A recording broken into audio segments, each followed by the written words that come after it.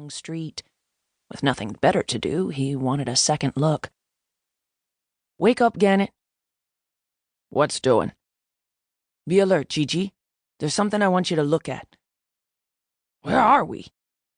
"Just wait till I make this final maneuver here." "I think I was dreaming." "Where the hell is she?" Del Bravo said. "I was dreaming about rocks. All these big rocks on a beach. They were huge, enormous rocks. I was there, but I wasn't there." The street was empty. Del Bravo let the car inch forward, no one in sight.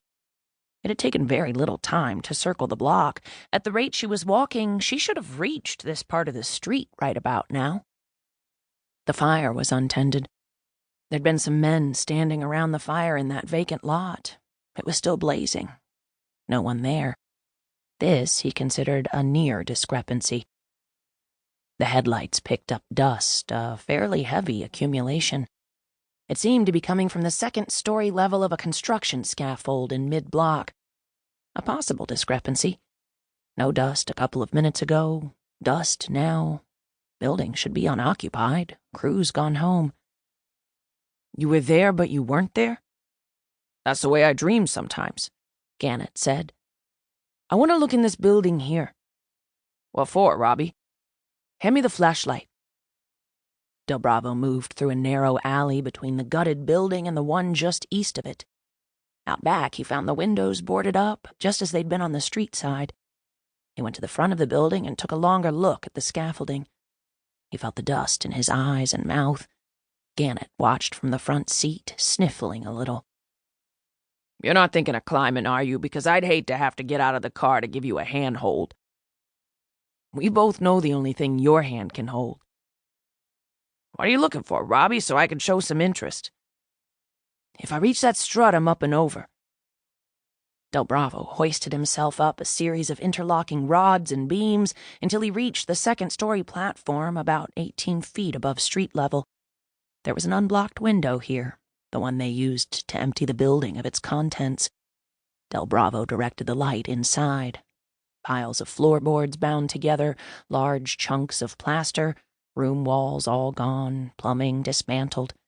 He heard Gannett's voice below. "Floor's liable to give." The flashlight beam picked her out through clouds of plaster dust just as he was stepping through the window. He took a short-barreled .38 out of the shoulder holster under his lumber jacket and played the beam of light across the floor. He moved slowly forward, immediately wary of protruding nails, more generally concerned by the aura, the presences, a field of unnamed sensation. She was on her back, vivid in the gray haze, head twisted to one side. There was blood still coming out of her mid-body beneath the rib cage. All this dust and the way her head was turned and the condition of her clothing indicated there'd been a struggle. A brief one, obviously. Del Bravo looked for a weapon near the body. Plaster and wood dust filled his nostrils. He smelled perfume as well, and sweat, and noticed that her mascara had run and that the thick layer of face powder was cracked in places. No trace of pulse. The blood came out. He made his way back to the window. "Call in, Gigi." "What do we have?"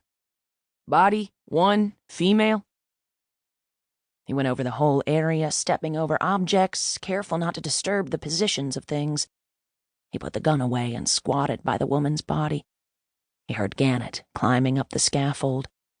Events had been such that the woman's coat had slipped off one shoulder, and her dress, of that shimmering red material, had twisted up toward the left side of her body. Her bra had become loose on the opposite side, and he could see it was all padding.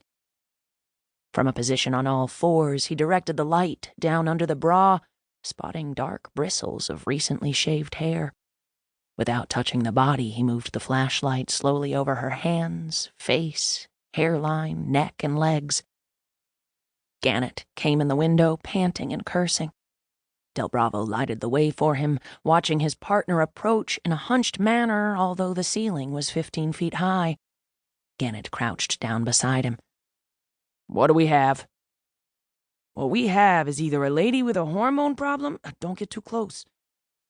"What do you think, Robbie? Knife?"